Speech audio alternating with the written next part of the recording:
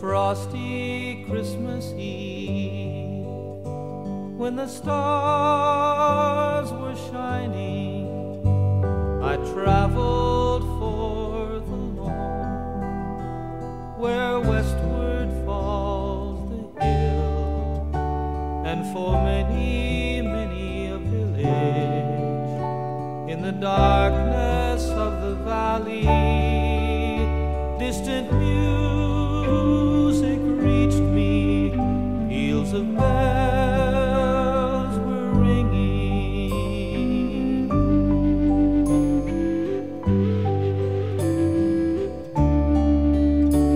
Then sped my thoughts to olden times, to that first of Christmases,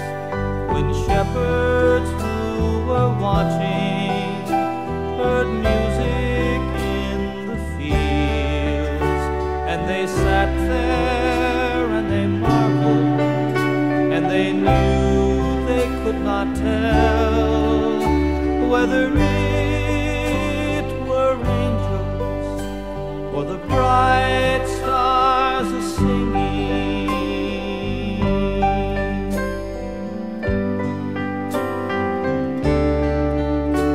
But to me